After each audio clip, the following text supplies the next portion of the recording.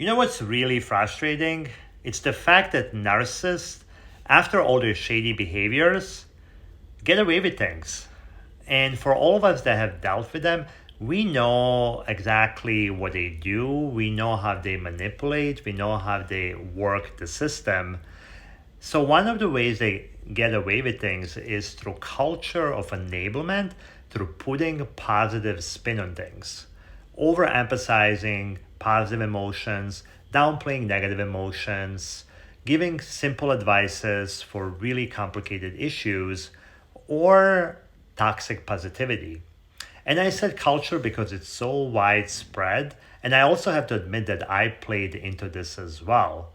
So in this video, I want to unpack and make the case how there is nothing positive in toxic positivity. Toxic positivity culture shows up in many different formats and areas.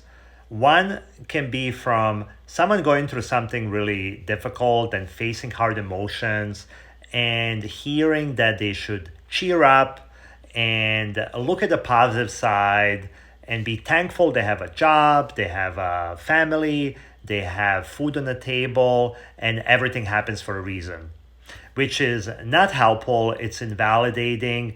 Also, for a person that's going through something like that, they could feel guilty and also think that there is something wrong with them because they're not able to simply shake things off.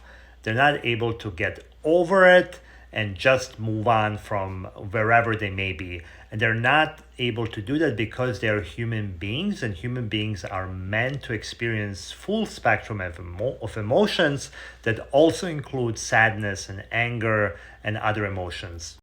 Unfortunately, toxic positivity also shows up a lot in spiritual circles. And it's not all of the spirituality, it is some parts of it, and becomes toxic whenever there's advice given to a person that somehow they shouldn't be feeling what they're feeling, or there is something wrong with them because they're experiencing certain feelings, and how they could just manifest something else. They could manifest something positive, and they should be able to not feel it.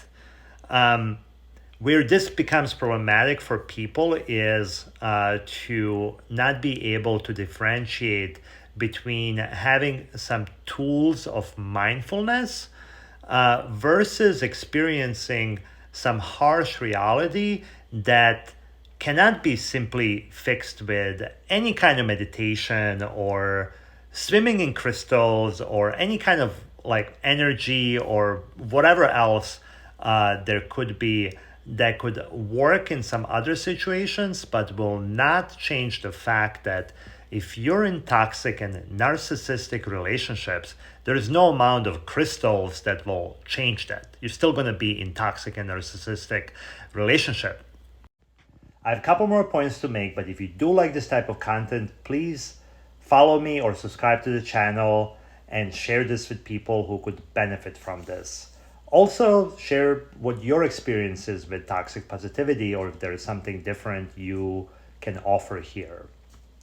So first point I want to make is that don't confuse toxic positivity with the sense of optimism, because optimism is belief in a better future. It's also belief that you can do better, and it can actually be helpful to get you out of situations that are not good for you, like toxic and narcissistic relationship.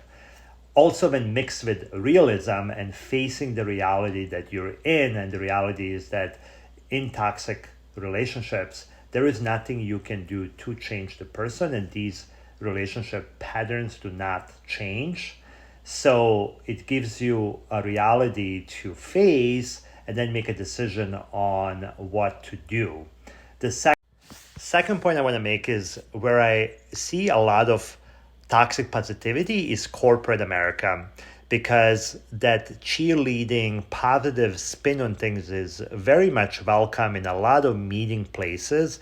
And what's not welcome is bringing up issues, bringing up risks, and also having an honest conversation about your experience with a colleagues or a manager.